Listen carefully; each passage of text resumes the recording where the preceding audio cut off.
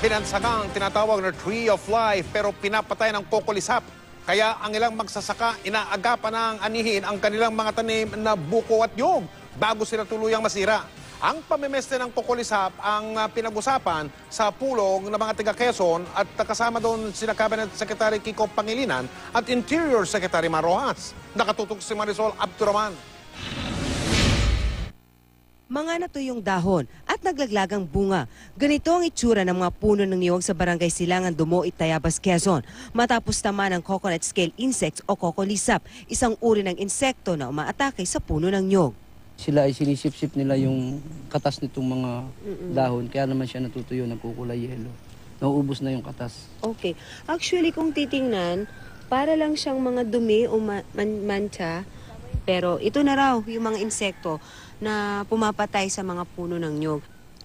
Tree of Life kung ituring ang coconut tree. Buong puno kasi ay may pakinabang. Mula sa bunga, sa dahon, sa katawan, at maging sa ugat, may gamit.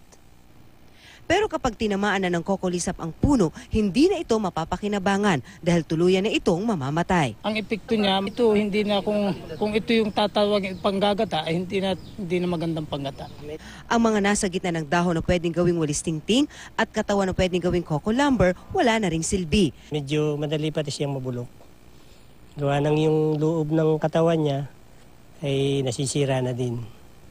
Kaya humihina ang quality kahit gawing kukulamber. Si Efren Rafa na isa ring coco farmer. Hina-harvest na ang mga bunga bago pa man ito tamaan ng peste. Bumababa yung timbang niya. Per timbang Per timbang. So, palugi din, sir. Oo naman, siyempre. Hindi pa man daw apektado ang coconut industry ayon sa pamahalaan, pero kailangan daw tutukan ang problema para hindi lumala. Kaya kanina, nakipagpulong si Secretary Kiko Pangilinan, Interior Secretary Mar Rojas sa mga local chief executive ng Quezon para solusyonan ang problema. Pero binabantayan din daw nila ang mga tanim ng mangosteen at lansones dahil kumakalat na rin sa mga ito ang scale insect sa Batangas, Laguna at Quezon. The threat is there, kaya dapat kumilos ng mabilis at in the next 3 to 6 months we have to act relentlessly and resolutely. Malaking 30 billion kung maapektuhan din ng Region 5 at ng Region 9. So we really have to address this. Kasama yung LGU, yung si Kiko, PCA, kami sa DILG, tinututukan talaga natin ito dahil yung buong economic impact nito, no? Yung paghahanap buhay, pagkakakitaan ng napakarami, daang libong mga tao. 40% ang supply ng niyog sa Luzon mula sa Calabarzon.